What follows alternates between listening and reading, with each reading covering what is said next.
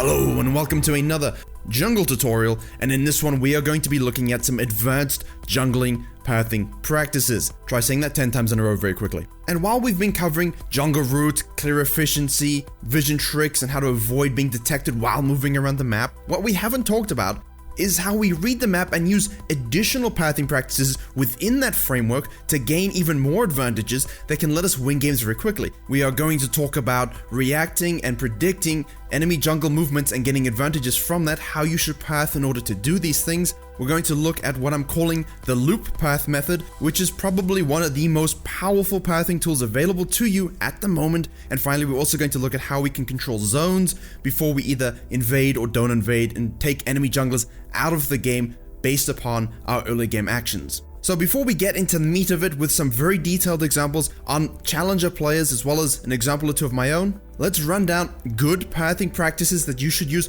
all the time. So step 1, all junglers hug the wall when you're pathing around rivers you're looking to gank. We looked at this in the vision tricks video last week, pathing very close to that wall to avoid the scuttle crab vision, to avoid wards detecting you as you approach, exploiting pockets in vision.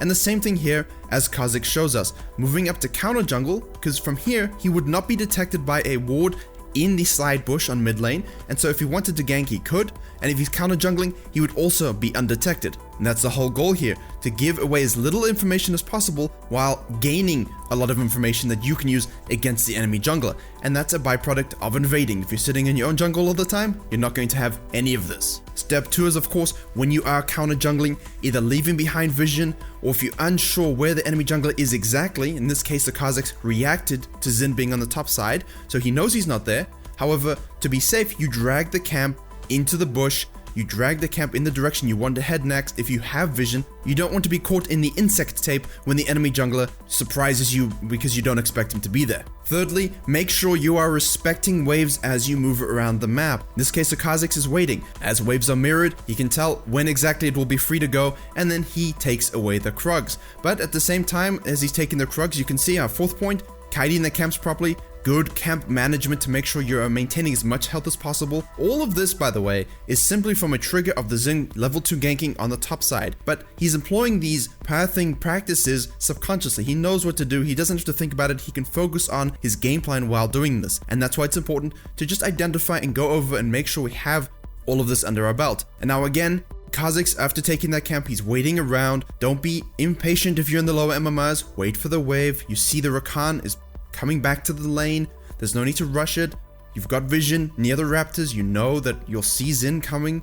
Respect the lane state and have patience. And of course, finally, using all of these practices in the most important way possible, and that is impacting the lanes, getting ganks off, applying that pressure from unique angles all the time, and that's what we're going to talk about in these next phases. Right, so let's start off with some very smart pathing that can be used to play the enemy jungler against himself almost and get leads that allow you to really just dominate the game without really counter jungling until the right moment. Advanced pathing requires you to sometimes not always be super aggressive and running into the enemy jungle, simply to show that you know what he's going to do before even he does. You are playing 2 jungle games at the same time, and in this case we have Ivern as an example against a Kindred.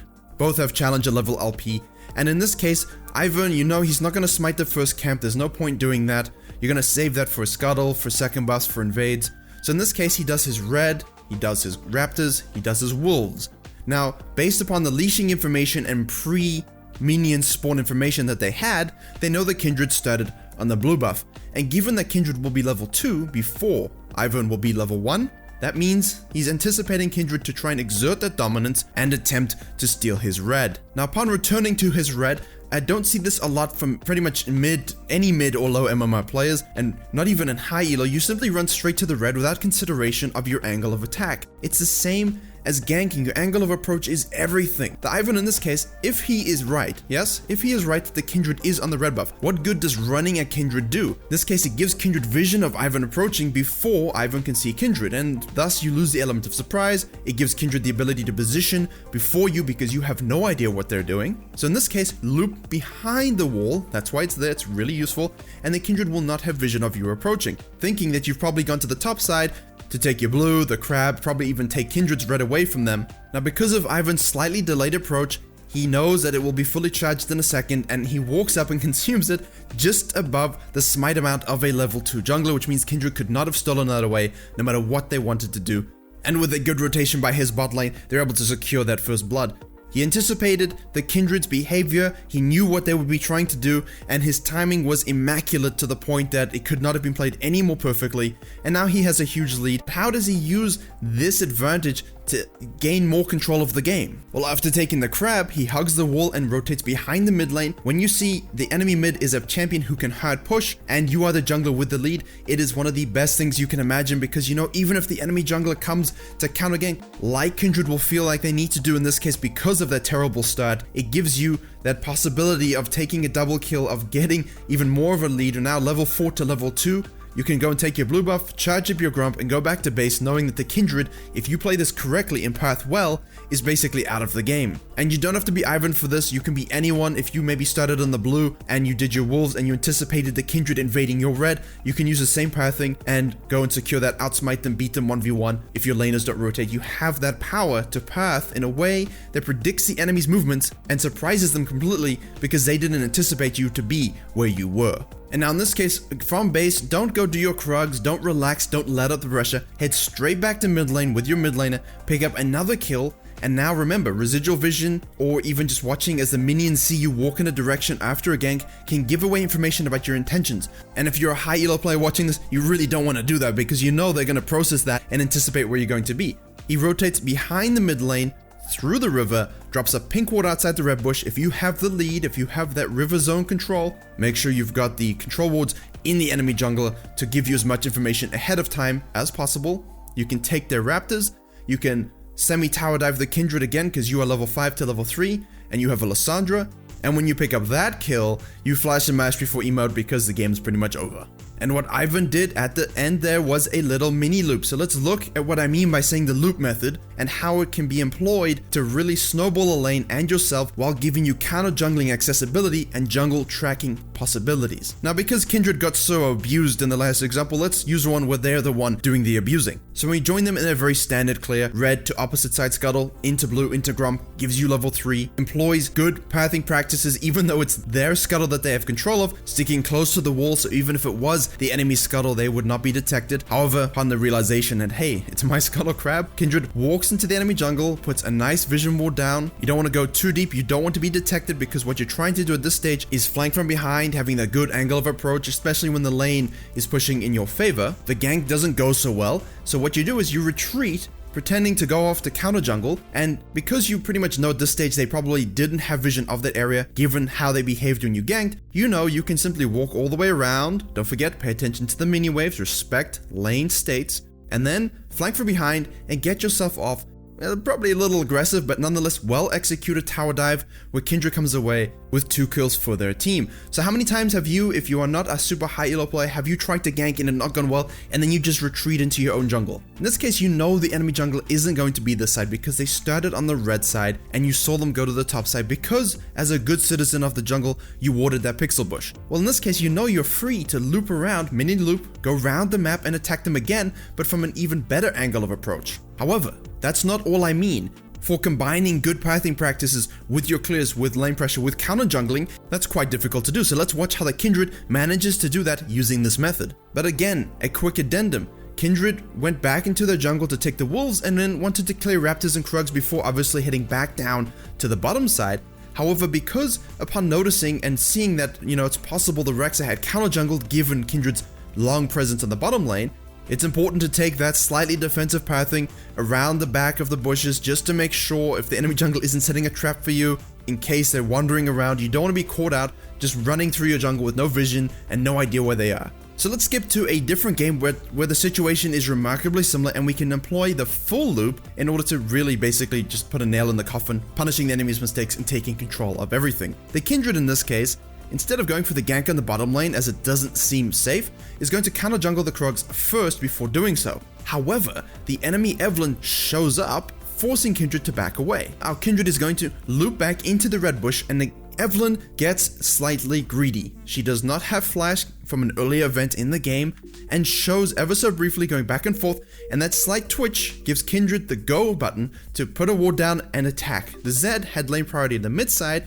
and the Evelyn falls. That slight hesitation of, is Kindred in the bush, is Kindred not in the bush, costs her her life and all of her early pressure that she did have over the Kindred. If she had just taken the defensive pathing away, knowing that the Kindred is probably in the red bush, none of this happens. But because the Evelyn fell from that slight mistake that I just pointed out that the Kindred in the previous game against Rek'Sai didn't make, our Kindred goes across the mid lane. Doesn't matter if they know where I am because, well, you don't have a jungler and I have a mid laner, so we can 2v1 you, no one's gonna stop me. They take the Scuttle Crab, have a cheeky look on the top side, take the Krugs, take second red, take the Raptor camp, eat the wolves, eat the second blue buff. Basically a full loop of the map. Now this loop can take different shapes depending on what camps are up, but if you have good camp sequencing, this is how it should look. And from there now, you can walk straight down the river. Don't hesitate, walk straight through the ward. You know it's warded with a control ward.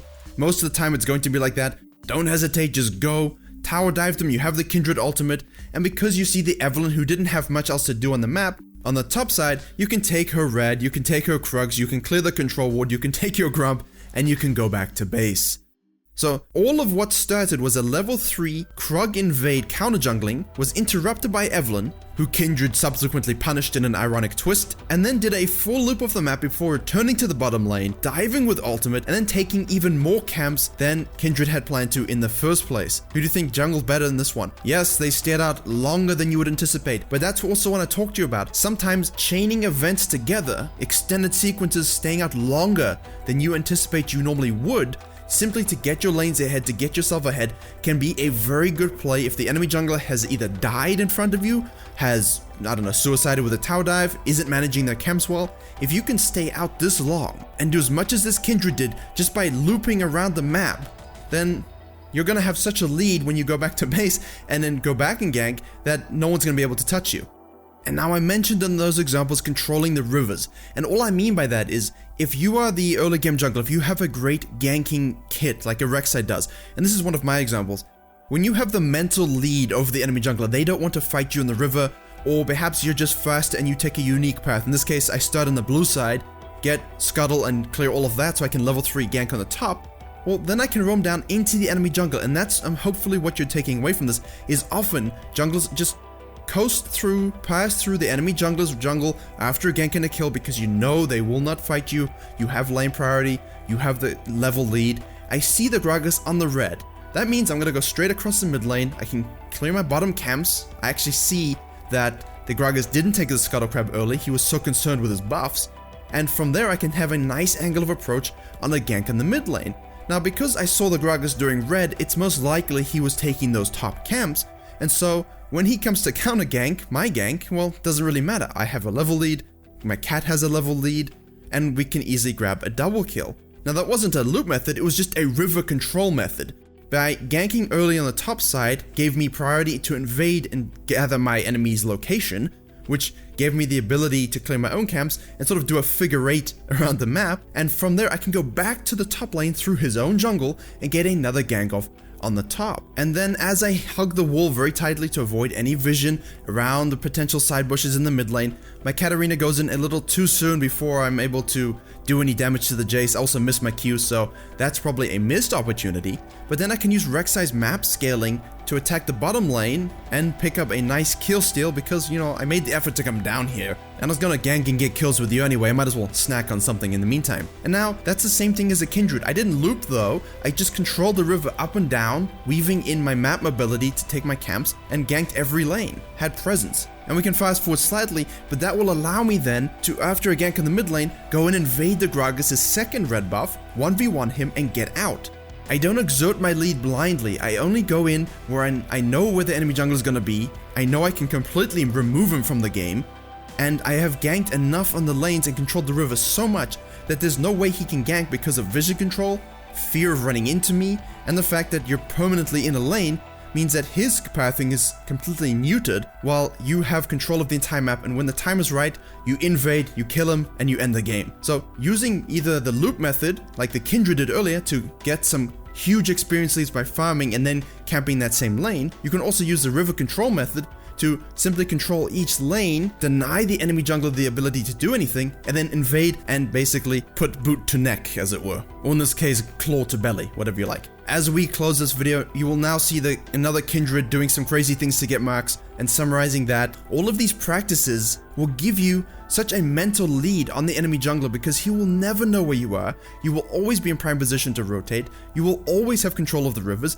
and you will have the lane that's ahead because you had a bigger presence. So, employing some of these practices and readabilities, yes, I know there's a bit of jungle intuition with the Ivern example, but you learn that over time, and you have to learn to think about what the enemy jungler is going to do, as well as what you're going to do about it. And use those unique angles of approach that it gives you to dominate lanes, get yourself fed, and win more games.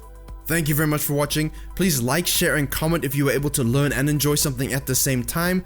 Consider joining us on YouTube to become an official member of the community. Subscribe for more League of Legends and jungle videos coming very soon. And as always, I will see you all in the next tutorial.